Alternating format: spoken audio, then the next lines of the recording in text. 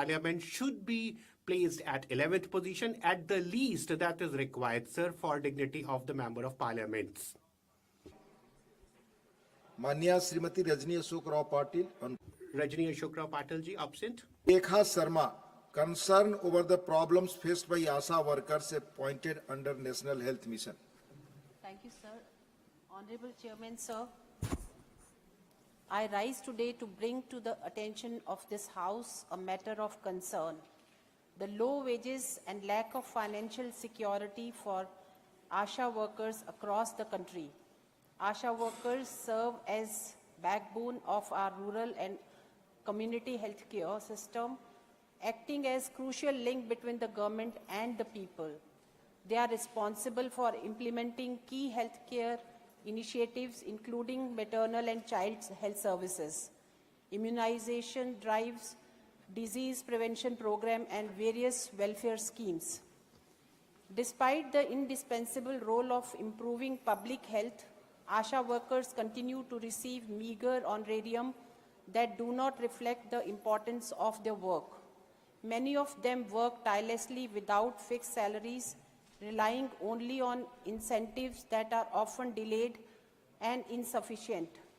They lack essential social security benefits such as pension, healthcare system, insurance, and maternity benefit, leaving them vulnerable and financially insecure.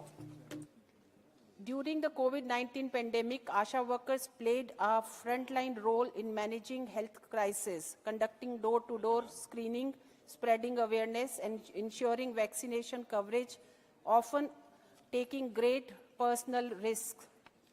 Sir, I urge the government to take immediate steps to address the long-standing issue. ASHA workers must be provided with fixed monthly salary in addition to their incentives, ensuring fair compensation for their invaluable services. Moreover, they should be brought under the coverage of social security schemes such as employee state insurance, health insurance, to safeguard their future. There is also a need to set up structured mechanism to review their wages periodically and address grievances related to the payment delays.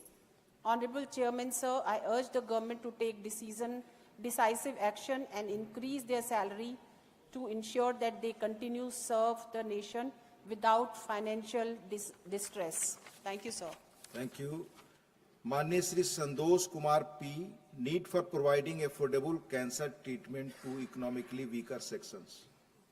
Thank you, Deputy Chairman, sir. Sir, I take this opportunity to urge the government, through you, sir, to establish a nodal agency dedicated to cancer care. And I hope this would be a big step forward in controlling the cancer cases in our country. So there was an addition of 19 to 20 lakhs of cancer cases in 2022 itself. And we are grappling with an alarming rise in cancer cases. And this burden could be exceeded to 45 lakhs in the coming 5-6 years. And more cases are reporting from southern states also. So we need to step up the awareness program. And currently, the accessibility to the latest treatment in India must also be prioritized. Targeted therapies which can increase survival rates significantly should be made widely available. Sir, if we establish a nodal agency to control cancer, that would be a big step. The success seen in HIV control through the establishment of NACO, National AIDS Control Organization, is a role model. The authority serves as a promising model for similar advancement in cancer care also. Sir, I urge through you to establish a nodal agency to control the cancer in our country. Thank you. Thank you. माननीय Shri Sanjay Seth, Honorable Shri Sanjay Seth ji. crimes in the country. जी धन्यवाद sir. Sir मैं इस सदन का ध्यान Thank you, Deputy Chairman. Sir, I would like to have attention of this August House towards increasing incidents of cyber crimes in the country. As per the latest data, sir, up to 2025, 20,000 crore is expected to be lost because of these happenings, sir, and out of that, 9,000 crore will be lost because of brand names where cyber crimes are involved. Then, sir, in banking and other financial sectors, 8,200 crores is expected to be lost, sir. Every year, thousands and lakhs of people in this country are using digital means for their transactions, but because of the paucity of safety measures, their hard-earned income is lost. One such incident has come to light where one person who was saving for his daughter's marriage since along just before marriage, sir, that money was lost to one cyber crime, and cyber criminals siphoned his account and made it nil. So that made that person commit suicide. And sir, all such happenings are there to be seen in society these days. In some recent incidents, sir, we have seen that senior citizens, small business people, they are also losing, they are also being siphoned out of their money. And sir, this is important that the financial security of the citizens of the country is always respected. So, sir, the financial situation of the banking institutions, of the financial institutions, and that is important that their financial security is kept intact, and potent safety measures are put in place, and fast track courts are also established so as to provide faster justice to these people who are affected by these crimes. Then, sir, one compensation amount, one compensation corpus is also required, which will make it possible that these people are given back their lost money. So, sir, these incidents which are coming up with increasing frequency, some stern and punitive measures are required for these cyber crimes, and that will make the citizens of the country safe for these cyber crime happenings. Dr. Fauzia Khan, not present. Manishri Dhairashil Mohan Patil. Honorable Dhairashil Mohan Patil ji. Demand for establishment of multifunctional development centers in Rajya district of Maharashtra for its comprehensive development. आदरणीय अध्यक्ष महोदय, Honorable Deputy Chairman, sir, in the Rajya district, the need of industrial development and skill development is very much there, sir. And sir, that is what is the subject of my demand here. Sir, Rajya is one important industrial center of the state of Maharashtra, and despite being so, sir, we can also add here that it is one very upcoming coastal area. Then, sir, adjoining areas are also there. Taroja, Maharad, other industrial centers are also close by. So, sir, in fisheries, in agriculture, in tourist sectors, various all these sectors are having business potential in this area, and that is well accepted in the business world. People are also in the need of employment, but for that, sir, their skill development is very much required. People are to be trained in various skills, and that is indispensable, sir. Sir, skill training, skill development is altogether lacking there, and sir, that is what is causing the local youth remaining jobless, local youth remaining without employment.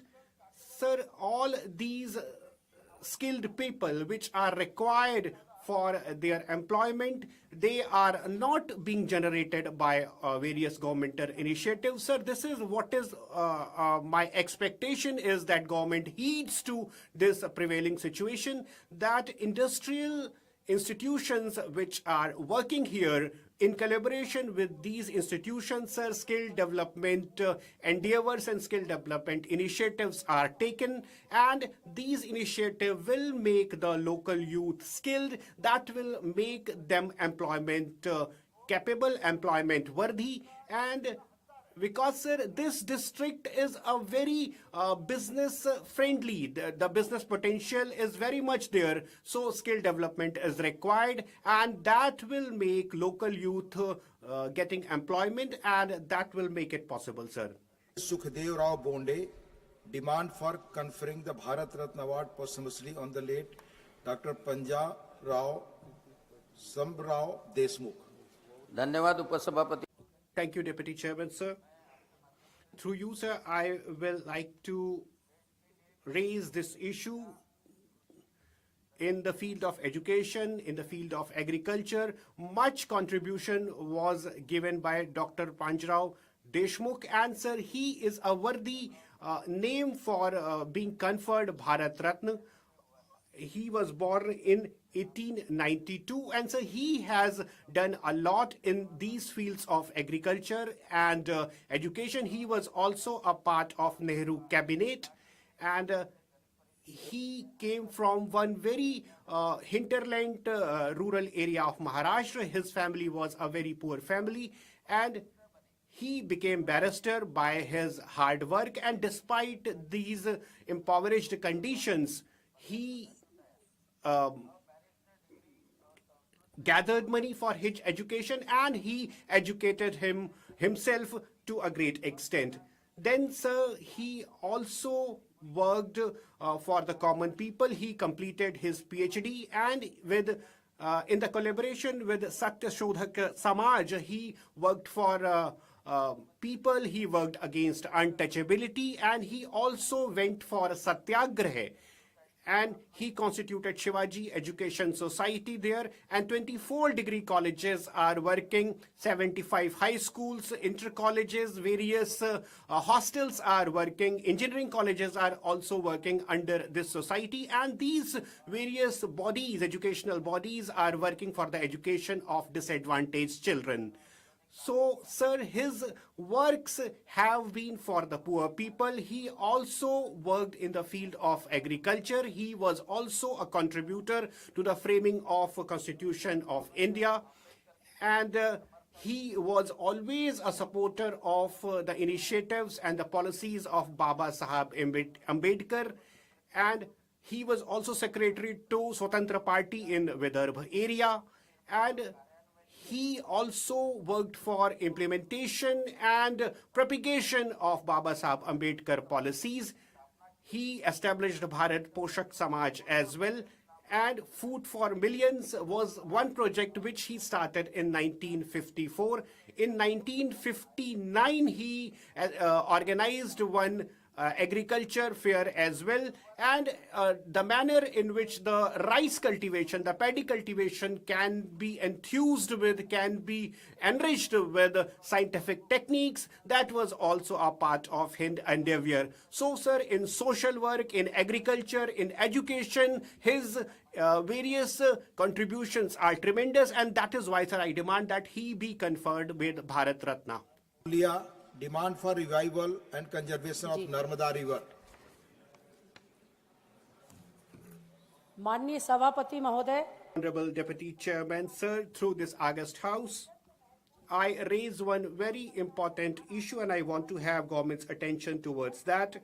Sir, Narmada River is not only a water body, it is also lifeline to the people of crores of people of Madhya Pradesh and Gujarat. It runs through the 16 districts, and local farming communities and local people are dependent on this river for their lives. As far as cleanliness of rivers is concerned, this government is very serious about that, and I'm appreciative of that. The Namami Gange project, and there are other projects as well which are working for this endeavor. Sir, clean water, clean potable water is very important, and this government is taking this initiative very seriously. Sir, The Narmada River, which is imperiled in the state of Madhya Pradesh, I want to have attention of the government towards this river. This is very important river, sir, and this river is endangered because of sand mining and various pollution. Various practices which are increasing pollution into the river, they are also there, and they are imperiling this river like anything, sir. Sir, continuous and permanent water management is a must, and we have to look into it that what can be done in this regard. Honorable Deputy Chairman, sir, in the same line, I demand from the government that Narmada River should be declared one living water body in the state of Madhya Pradesh, and the natural behavior of the river, its biodiversity and its cultural legacy should be kept intact. I demand from the government that this holy water body should be enlivened again, should be rejuvenated again. There has to be some initiative in that, and future generations should also see this river in their lifetimes. And sir, I salute this great water body for that, sir. Not present. Mane Sri Maharaja Sanjoba Libesman. Hello. Lisamba. Sir. Please. Sir, thank you, sir. Sir, Pandit Nehru gifted away Cabo Valley or Manipur to Israel, Burma, now Myanmar, on 3rd March 1953, after having a meeting in Manipur with his counterpart, Mr. U Nu, then Prime Minister of Burma. This valley is a very resourceful and fertile landmass of nearly 22,210 square kilometers, and it had been once a part of Manipur Kingdom from as early as 1450 AD. The given away of Cabo Valley to Burma was the most unfortunate day in the history of Manipur because it was done without any prior approval of Indian Parliament or state endorsement or rectification. Moreover, Nehru completely ignored the terms and the conditions of the Treaty of Zandabu of 1826, and accordingly to Cabo Valley Amendment of 1834, Burma agreed to pay a sum of rupees 500 Sikar rupees per month as compensation of Cabo Valley to the then King of Manipur, Sri Gambhir Singh Singh.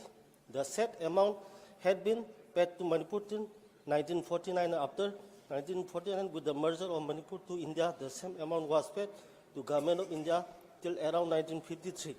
Without knowing all these historical backgrounds, Nehru gifted away this resourceful valley to Burma. Moreover, because of this historical blunder, Manipur will never forgive Nehru and his party Congress. Now the valley is no more with Manipur, India, and no compensation is received yet. So I earnestly urge upon the India government through this house to examine the feasibilities of returning Cabo Valley to Manipur, India, or continuing It's now question or the payment of pending compensation it's to over. state government or Union government. Honorable Maharaj, it's over. Now it's a question hour.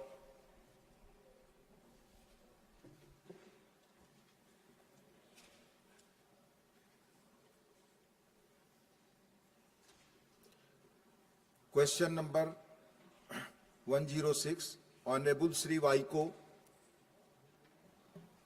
Question number 106. Thank you. Mani Mantri ji. Honorable Minister. First supplementary, Honorable Vaiko ji. Mr. Chairman, sir, the Union Cabinet chaired by Prime Minister Honorable Narendra Modi on October 3rd accorded its approval to the rupees 63,246 crore project to the Chennai Metro Rail project, Phase 2, which comprises 3 corridors and 128 stations. The first stage of 8.35 kilometers is expected to be commissioned by December 2025, Ponamalli Porur sector. I would like to know from the Honourable Minister whether he received any letter from the Honourable Chief Minister of Tamil Nadu for expeditious release of funds for the Chennai Metro projects Phase 2, and if so, how much funds have been released as central scheme, and by what time the balance amount is expected to be transferred for the Chennai Metro project? Thank you, Vaiko ji. Honorable Minister. Sir, I am very happy to be responding to this question on behalf of my senior colleague, Couters, and I'm very happy that this question is being asked for by the Honorable Shri Vaiko, who is an old friend of mine. So the Chennai Metro has a long history. The proposal was originally sent to us in 2017, and then the proposal was for 107 kilometers of metro at a cost of about 85,000. The proposal in 2017 was returned to the government of Tamil Nadu in 2017 itself because it was not accompanied by all the details that are required to examine a proposal of this magnitude. Now, in 2018, sir, the government of Tamil Nadu decided to go ahead with this project on its own by treating it as a state sector project as against a center-state collaboration with external funding. So a state sector project. Thereafter, sir, the several developments took place, and in the year January 2019, it was resubmitted to the center for 118.9 kilometers with a reduced cost. It had come down from 85,000 crores or so to 69,180 crores. By that time, sir, the benchmarking cost has been issued by Ministry of Housing and Urban Affairs, and we asked for certain revision in the cost. The government of Tamil Nadu finally submitted a proposal for a 118.9 kilometers length at a sanction cost of 63,246 crore as per a 50-50 joint venture equity function. This is what my friend, the Honorable Vaiko ji, is referring to. Sir, this project was approved as per the information I have in October 24, as he mentioned. It has been approved for the amount mentioned, 63,246 crores, out of which the central government of India's contribution for equity and subordinate debt is rupees 7,424 crores. As far as I am aware, sir, no funds demand has been received from the Honorable Chief Minister for release of funds. As I said, we have already, out of the 7,000 that we owe, we have already released 5,000 crores. Over and above that, I'm not aware of any other letter having been received on this account. Today, we are in the situation that Government of India has released funds to the tune of 5,004.59 crores to Chennai Metro Rail Limited as a 50-50 joint venture of Government of India and Government of Tamil Nadu. The breakup of funds released is equity 3,231.63 crores, subordinate debt 322.84 crores, and PTA about 1,450.12 crores. Now, further fund release, sir, according to my understanding, would be based on the execution of the project and the stage at which the project has been executed. Therefore, the external funding is out of, I think, about 50% out of this 63,000 crores, and 4 funding external agencies are involved. JICA, 20,196 crores, ADB, 5,597 crores, NDB, 2,235 crores, AIIB, 5,566 crores. It brings to a total of 33,593 crores by way of external funding. And, sir, as the Government of India has said, 7,000 crores, rest is the Government of Tamil Nadu. As and when those fund project execution and implementation reaches a stage where further demand can be made on the center, it will be examined as per normal norms. Second supplementary, Honorable Vaiko. Mr. Chairman, sir, Deputy Chairman, sir, second supplementary. Detailed project reports for Madurai and Coimbatore metro rail projects were submitted by Chennai Metro Rail Limited to the state government and in turn to the union government for approval and sanction. The total cost of rupees 11,360 crore for Madurai Metro Rail and rupees 10,740 crore for Coimbatore Metro project are estimated. In this connection, our Honorable Chief Minister also requested the Honorable Housing Minister, Mr. Couters, for project funding for Madurai and Coimbatore Metro projects. I would like to know from the Honorable Minister the status of these projects and whether the Honorable Minister would accord approval at the earliest to these 2 projects. Thank you. Honorable Minister. Thank you, sir. As the body of the answer, which has been placed on the table of the House, indicates, that this proposal was received in December 2024. And sir, all these projects for metro and other similar infrastructure development are concerned, these are capital-intensive projects. They require very detailed scrutiny, both in terms of examination, costs, and other factors involved. And as I had the occasion to mention, thanks to your allowing me, sir, that the original proposal from the Tamil Nadu government which was received was for 85,000 crores. It was finally approved for at 63,000 crores, and the kilometrage also in the process had gone up. So all I can tell the House through you, sir, is that this proposal has been received in December 24. It is being examined, and I'm sure once the detailed scrutiny and examination, if there are any queries to be raised, I'm sure that the central government, the concerned ministry, will raise those with the Tamil Nadu government. And December 24 is just 2 months away, 2.5 months away, sir, when it was received 3 months away. And I'm sure it will be processed as per norms. Thank you, sir. Thank you.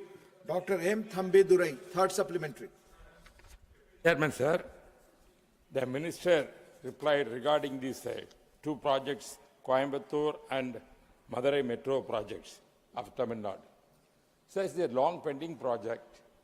Even our Edappadi Palaniswamy, the Chief Minister, he also promised and take up this project because except Chennai, there is no other metro projects in Tamil Nadu.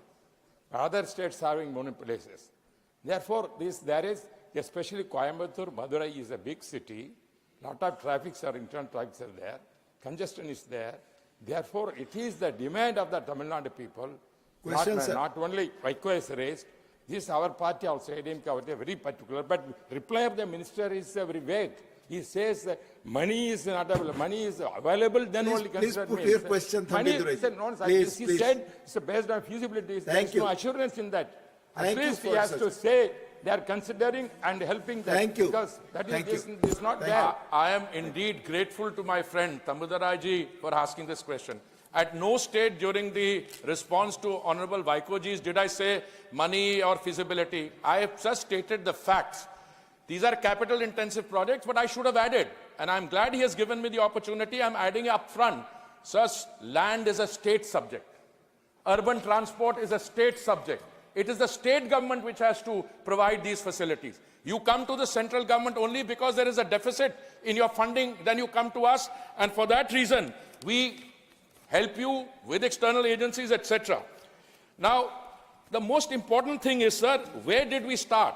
At the time of the Honorable Vajpayee ji, we had started these metro projects in the year 2002. Today, we have 1,011 kilometers of metro projects operating in 23 cities. 1,011 kilometers. And in addition to that 1,011 kilometers, sir, we have under construction another 979 kilometers. So metro is either under operation or under construction in 29 cities. Sir, the honest God's truth is that between the year 2002 and today, India has the third largest operating metro system in the world after China and the United States. And today, sir, we are at 1,011 kilometers and the United States is at about 1,400 kilometers. And I used to keep asking my colleagues when I had the privilege of serving in the Ministry of Housing and Urban Affairs, when will we overtake the United States? And I was always told it's a matter of time before the remaining lines come up. Sir, in becoming the second largest network of urban transport, which we will be very shortly, before long, we need the cooperation of the state governments. We have all the state governments are cooperating with us, some more effectively than others, and I find that when the proposals are sent to us in a very comprehensive way, the chances of the proposal getting approved is higher. My response to Thambidurai, I did not give an assurance. It's not my job as a cabinet minister to give assurances on the floor of parliament without a proposal having been examined and all the implications having been examined. I told you about the government of Tamil Nadu. I'm glad to see bipartisan support for Vaiko and your party, etc. I'm willing to support that at a political level. But the fact of the matter is, even the Chennai proposal, originally it was for 107 kilometers for 85,000 plus crores. It has finally been approved. Instead of the 107 kilometers, it's been approved for 118.9 kilometers longer distance For 63,000 crores, 22,000 crores less.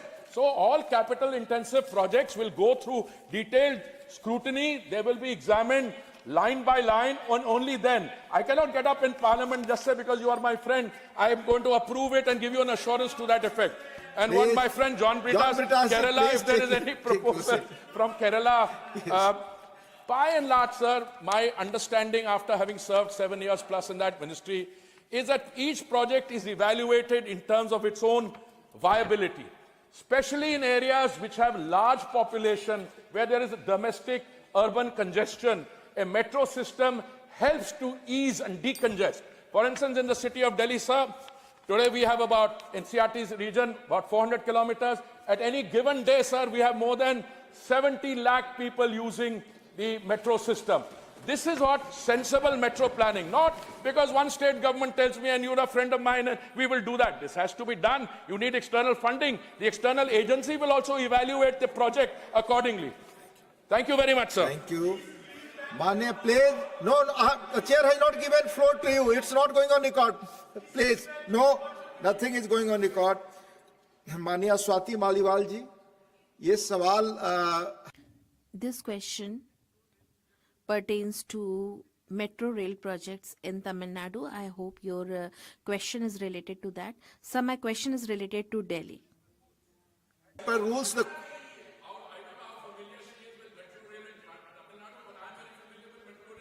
no, it's on Tamil Nadu, please. So, Mr. G.K. Vasan, please. Please.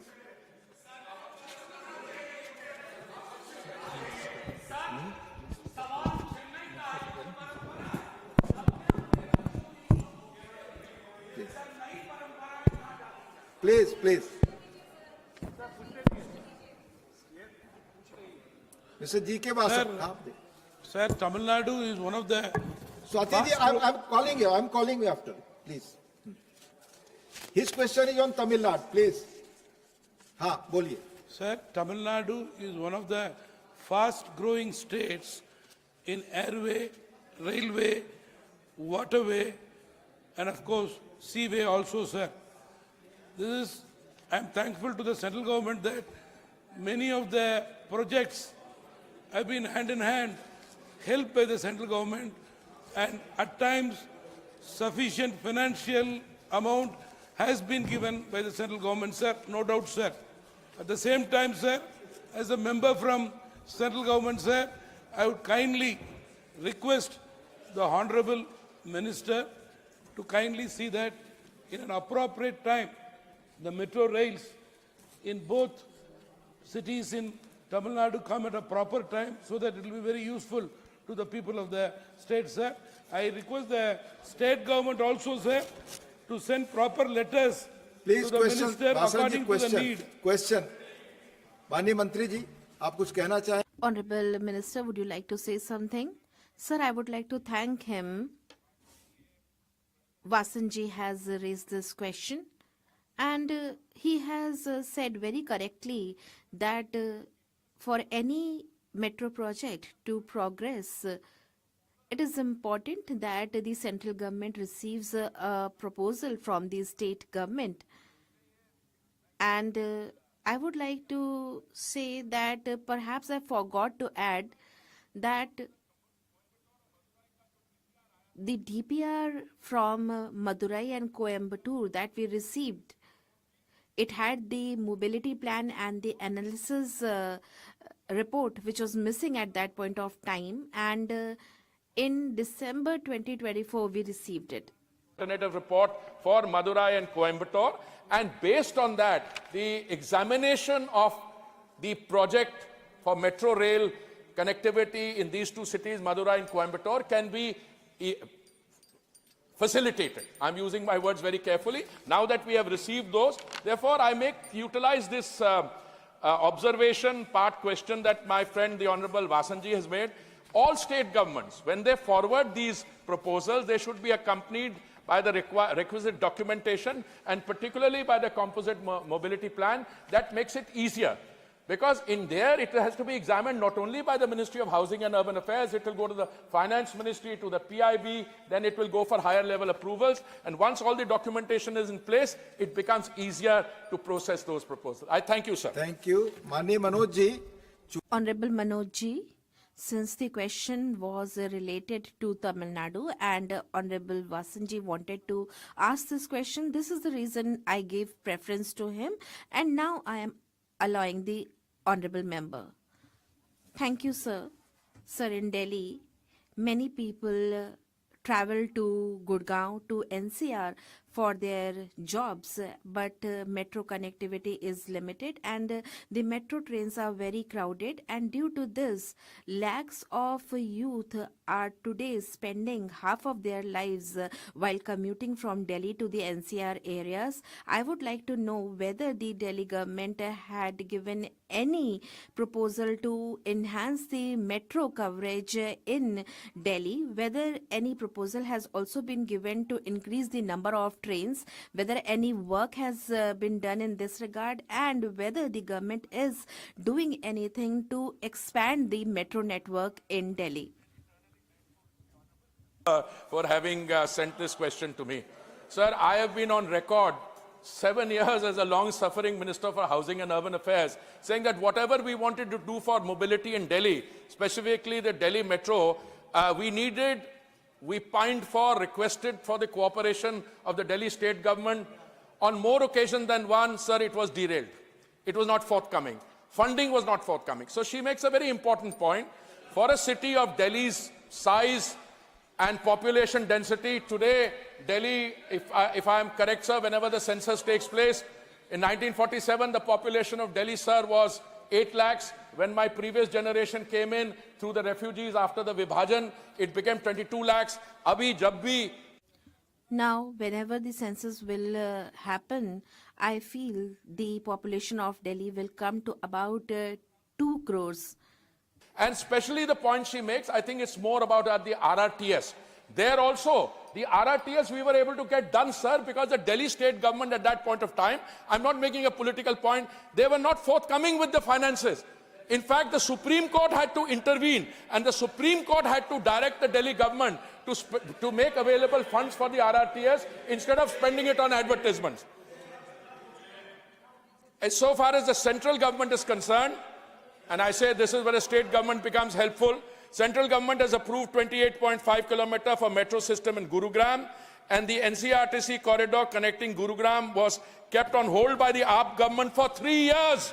Now with the change in government in Delhi, I'm sure that we will be able to get this done as well. But coming to a larger point, we could not have moved from 0 in 2002 to 1,011 kilometers in the 10 years plus of Modi ji's government unless the state governments had also cooperated. And where you find the state governments cooperated, the metro system has gone forward. So I'm very happy for this question. I shall remain eternally grateful. And I think in the coming time, we'll have more possibility to work on increasing the connectivity, both in terms of frequency of trains and other things for the National Capital Region of Delhi, now that we have a more receptive government here. Thank you very much, sir. Thank you. Question number 107, Srimati Sagrika Ghosh ji. Please. Yes. Mani Mantri ji. Honorable Minister. First supplementary, Sagrika ji. Sir, question number 107, my first supplementary. There are numerous cases of litigation on claims of disability pensions by veterans and Jawans. The Ministry of Defence has appealed against many cases where veterans have asked for disability pensions.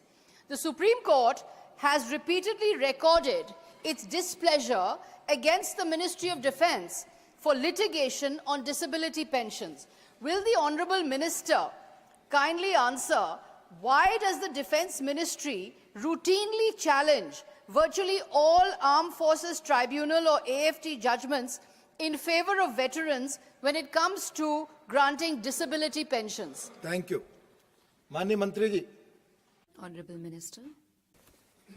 माननीय उपसभापति महोदय, Honourable Deputy Chairman, sir. First of all, I would like to thank the Honourable Minister for raising this matter.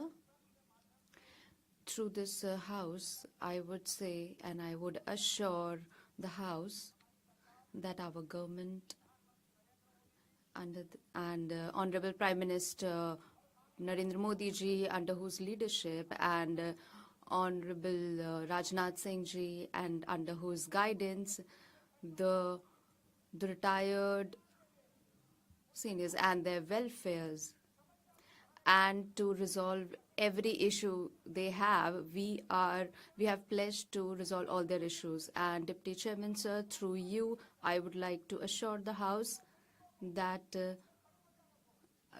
our soldiers and their relatives, we will try to provide them with all the facilities the way the soldiers and our forces are standing on the border, and for their respect and for their pride, we are committed to serve them. Because, please listen to me, I will answer you as well. Because our soldiers, veterans, Honorable Deputy Chairman, sir, our soldiers, our retired soldiers, and 140 crore people of the country, and they work with the spirit of nationalism. And that's why Atal Bihari Vajpayee ji had said that it is the land, we greet this land, and we serve this land, and the Ganges that flows here, and even the stone here resembles Lord Shiva, and we will also die for the country. The Honorable Minister, she has raised the question if any armed forces personnel, disability ho, if there is any disability, for example, if before his tenure and he has been ousted from the service due to any disability, then if it is aggravated for that kind of person, they get the pension. During these circumstances, if they have not completed the minimum pensionable service, even then the weightage is given to that service and it is calculated, and given his disability element is calculated, and adding both these factors, there is a provision to give consent. In another instance, if disability element is given, if any armed force personnel is retired after completing its tenure, then disability or impairment which is more than 20%, or it is attributed or aggravated from the military personnel, in that instance, the disability element is given to the retired personnel, because these people, they have completed their normal tenure, and that's why they are given normal service pension. And disability element is also given, but keeping it in mind that disability pension does not exist, and in both those provisions there are rules, and according to these rules they are given the disability element. Manya Sagarika ji, second. So I thank the Honourable Minister, but that was not really an answer to my question. It seemed he was busy making a political speech. Maybe he should prepare better for questions relating to the Defence Ministry. So my question was on why the Defence Ministry keeps challenging petitions of disability. My second supplementary. The government has shifted pension dispersal to the Sparsh portal. However, this portal suffers from repeated glitches, and elderly veterans are placed in a great deal of inconvenience. Is the ministry planning to make the Sparsh portal more user-friendly for pensioners, and by when can we expect these improvements? Thank you.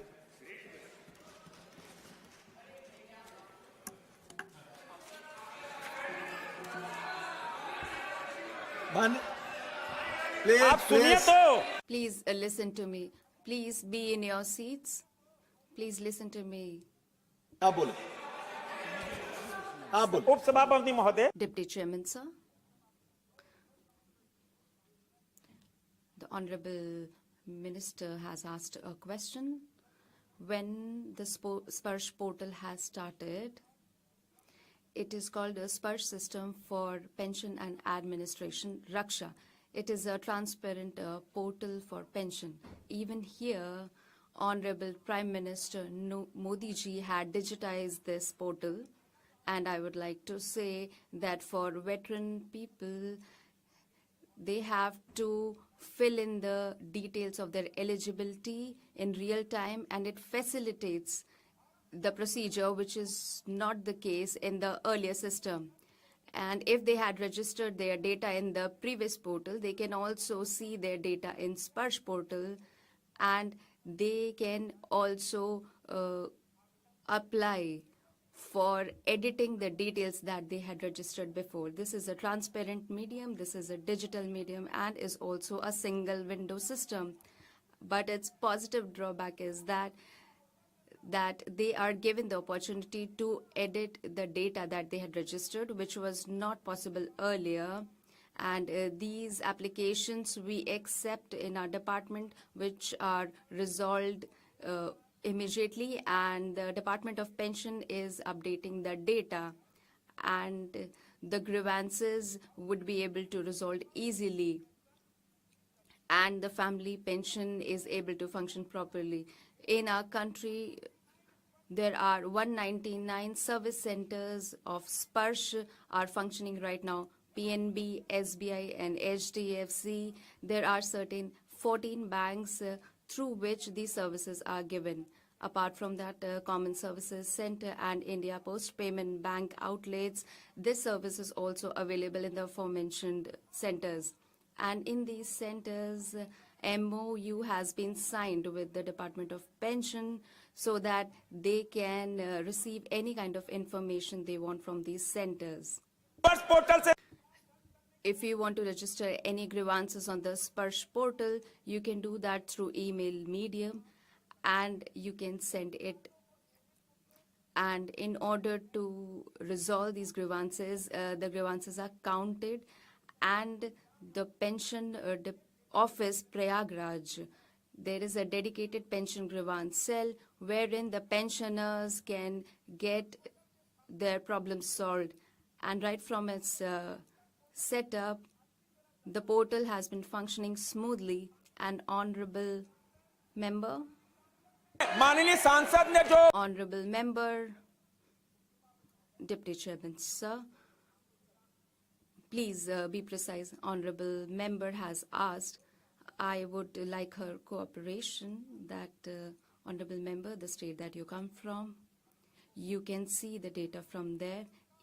The welfare centers, there is the joint responsibility of the state government as well. And in Bengal, it has been seen that veterans,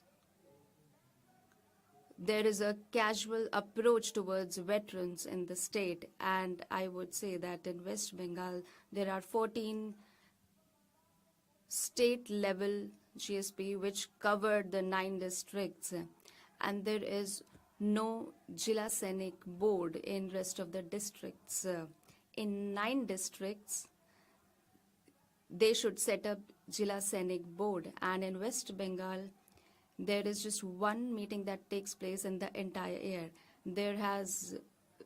No meeting has been done after 2015, and I believe that if there has not been any meeting after 2015, Honorable Member should start that meeting.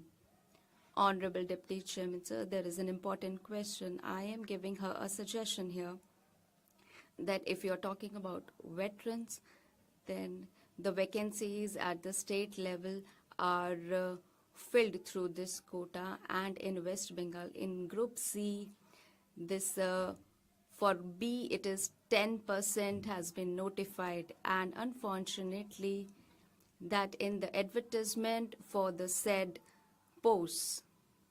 Thank you. Please, I would request honorable members that if the questions are going to be precise, the answers are going to be so. First, Shri Rajni Ashok Rai Patil ji, third supplementary. Please. Sir, I would like to ask through you, sir, Please. Please, no. Sir, आप बोलें, आपका I would सवाल. like to ask through you to the Honorable Minister, what measures are in place to address anomalies or grievances arising from the implementation of OROP, one rank, one pension scheme? Thank you, Rajni ji. माननीय मंत्री जी. Honorable Member.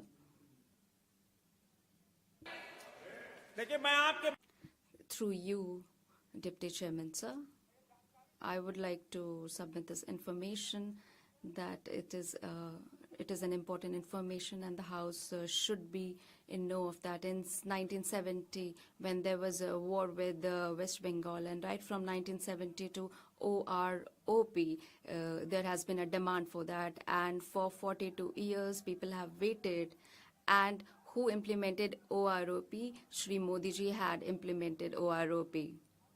And I can say that one rank, one pension scheme, the motive of this scheme is to bridge the gap between the pension differences of the former retired personnels. First, the former pensioners from the 2013 calendar year, it should be reframed, and it has been implemented and effectively from 2014 year. And in 2013, those pensioners who had the same rank and based on the average of the pensions that they were getting, it will again be reframed. And this is the guarantee of Shri Narendra Modi ji. And those veterans who are getting amount more than the required pension, it will be deducted and it will be retracted in 6 installments.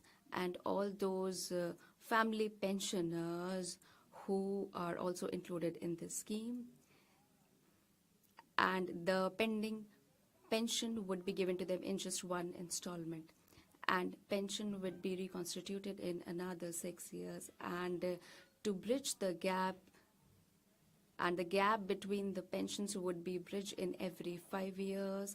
And after implementing OROP, the old and the new pensioners, the gap has been bridged.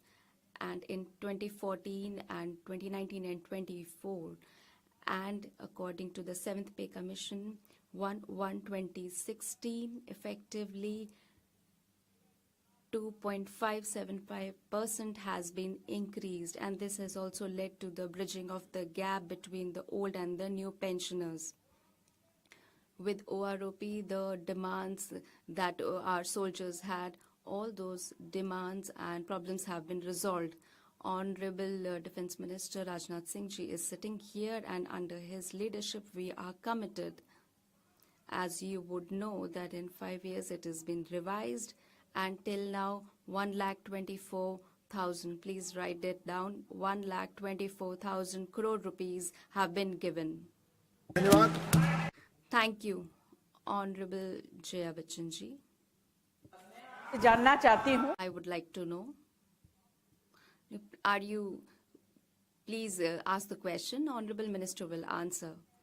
So that's what I'm saying, that Honorable Minister would please answer the question. Is he going to read the paper and answer? He should be prepared. I would like to ask that whatever questions, 1, 2, 3 that has been asked, please answer the questions.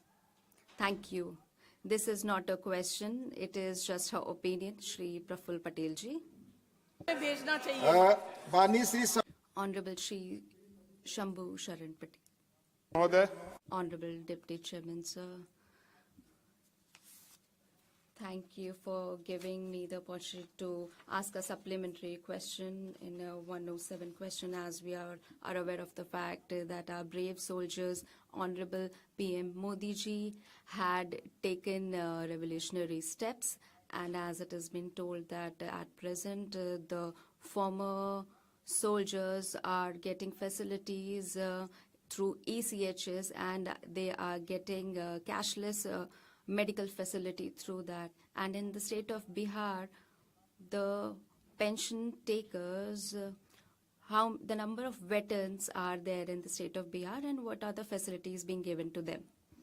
Honorable Deputy Chairman, sir. ESM and dependents, and through this scheme, through DGR, assistance is given for settlement. In the state of Bihar, ESM is 1,08,000 ESM.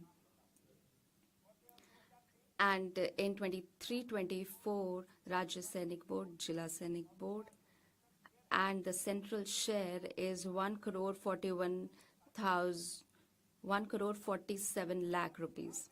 And in the state of Bihar, there are 13 Jila Sainik Board and 18 ECHS polyclinic, and another one is sanctioned, so it makes the number to 19. And the new sanctioned polyclinic is one in Patna, and we have also upgraded it. And upgradation has been done in Danapur, and we have upgraded it from C to A. ECHS empaneled hospitals are 48 in number, and the number of beneficiaries is 2,19,000 in the state of Bihar. Dr. John Britas. Sir, I will ask a very pertinent question, which is very important. Sir, the minister has detailed the welfare measures for the ex-servicemen. My question is very specific. What's the total amount outstanding due to the private hospitals under ECHS? And is it a fact that because of the outstanding amount, many hospitals have left out of this scheme voluntarily? Please let the House know the total amount pending, and also the number of, sir, please, the number of hospitals which have moved out of this scheme during last 7 years. Thank you. Hey. Deputy Chairman, sir, the question that he asked, it does not pertain to the original question. Thank you. माननीय Shri Neeraj Shekhar. Honorable Shri Neeraj Shekhar ji. Question number 108, Honorable Minister.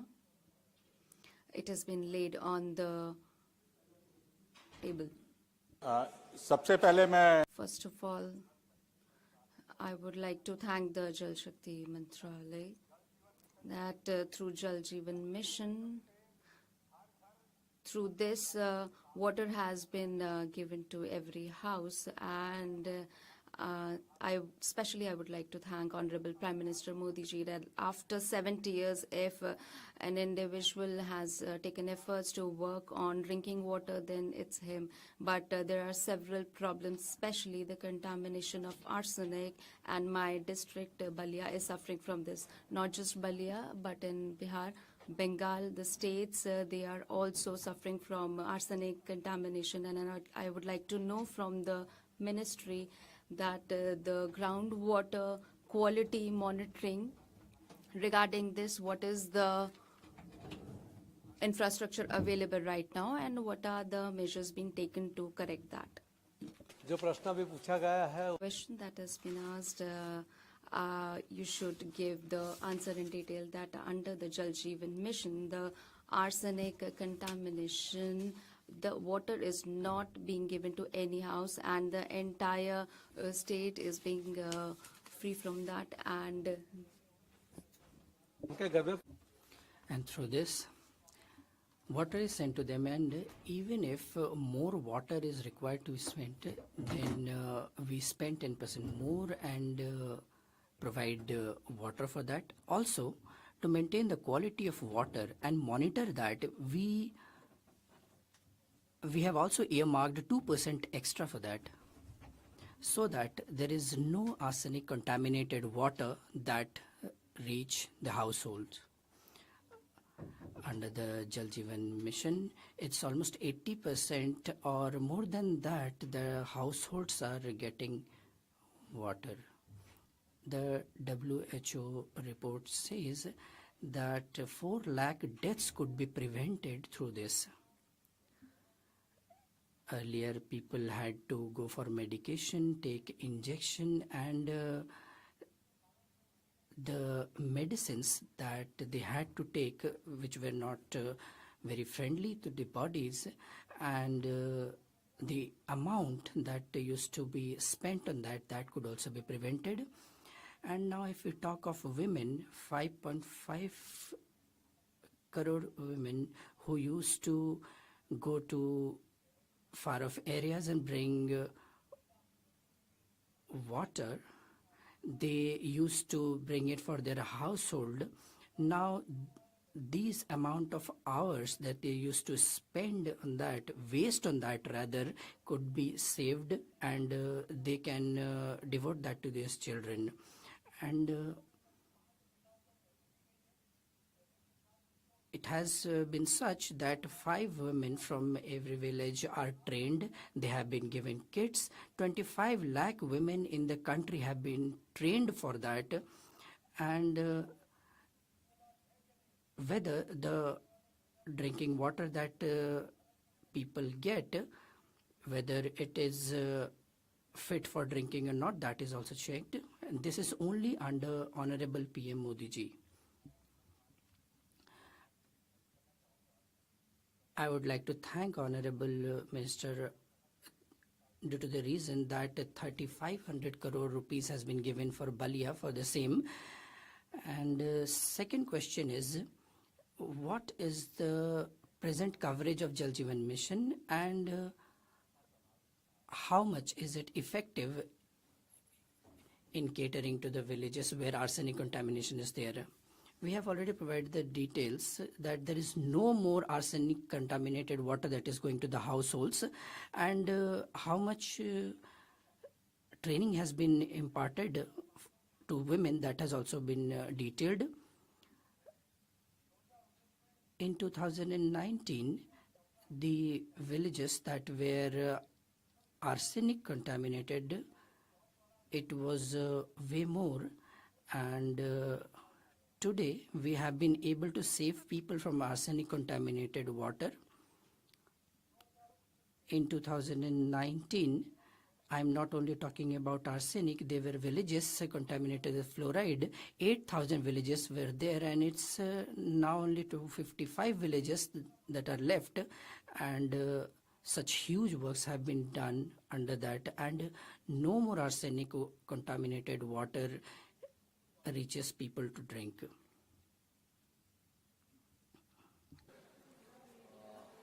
A very pointed question. According to Annual Groundwater Quality Report 2024, a large number of districts are affected by contaminants. For example, fluoride affects 263 districts, nitrate affects 443 districts, arsenic affects 118 districts, iron affects 356, and uranium affects 132 districts. NCRB ke mutabik, as per NCRB, their Prevention and Pollution Control Act of 1991 and Water Act 1974, there were many cases that were registered under this.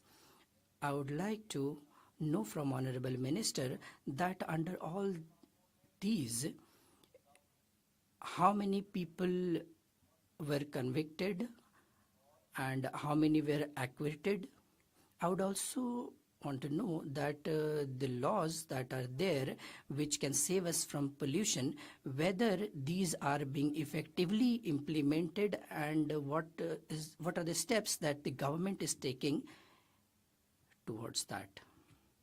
मंत्री जी, Honorable Minister, मूल प्रश्न के साथ संबंध it is not related to the main question. Shekhar Roy. Thank you, sir. I have only. आप अगर जवाब से संतुष्ट हैं तो इसका process. If you are dissatisfied with the answer, you very well know the process. You are a very senior member, you know the process. There is a process for it.